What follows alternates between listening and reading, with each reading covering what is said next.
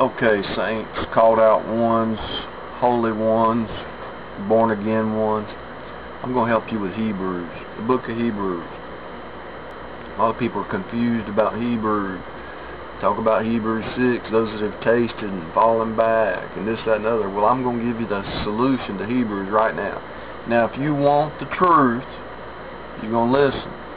If you don't want the truth, and you don't want to rightly divide the word of truth, you will not listen. Okay? Here's the key to Hebrews. Hebrews chapter 4, verses 2 and 3. For unto us was the gospel preached as well as unto them. But the word preached did not profit them, not being mixed with faith in them that heard it. For we which have believed do enter into rest. As he said, as I have sworn in my wrath, if they shall enter into my rest, although the works were finished from the foundation of the world. What he's saying is this. You enter into that rest.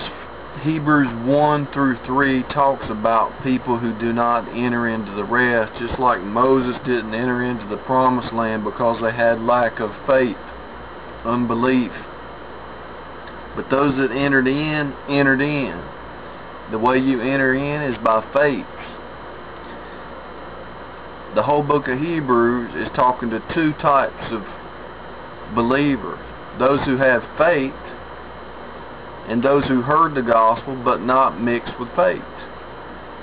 Those that have tasted but have not drank. Those who have tasted but not swallowed. Those who have tasted and know the truth but did not have faith to be born again.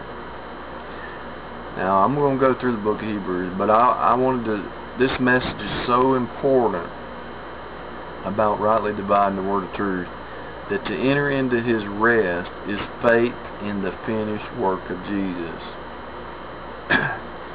You don't have to worry, because if you go to Hebrews 10, it says, we're not of them that draw back to perdition. Why? Because we've entered into that rest. How? What are the works of God? To believe on his Son whom he sent.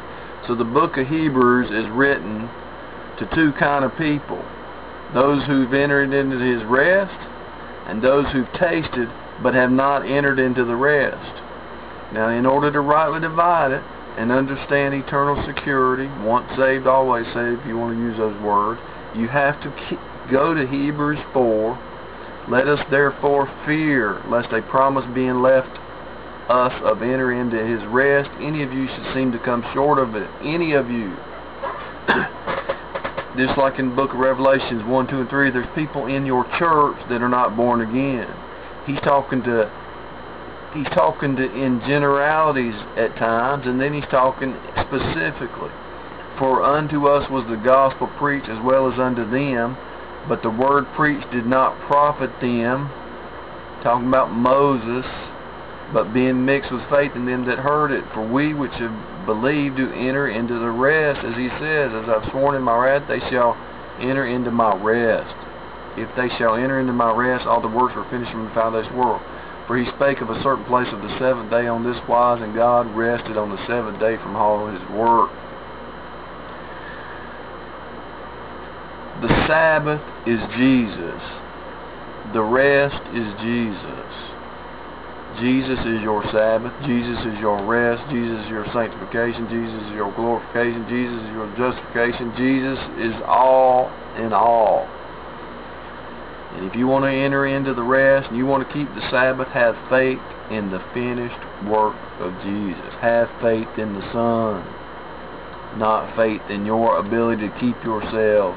Who is he that sanctifies? He that sanctifies is he that also, who that is sanctified is he that also sanctifieth. In other words, the one that sanctifies, that is sanctified, is the one that sanctifies you. You're sanctified by faith in his Son, not of works, lest any man should boast. The book of Hebrews, if you look at this pivot point, Hebrews 4, 2 and 3, you read the first 3 chapters, and you see the pivot.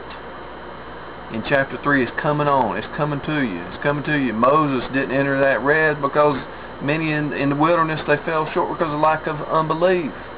The dispensational law versus the dispensation of grace. Those that enter into the rest have faith on the Son. Those that don't enter into the rest have heard the gospel, but they have unbelief in their heart still. So if you have doubt in your mind, you have no peace. But if you have faith, you have peace. You can go to sleep, and it says in Hebrews, they lived in their life, they lived their whole life in fear of death. But when you enter into that faith, you have no more fear of death. The power of the devil has been destroyed. Hebrews is a once saved, always saved doctrine.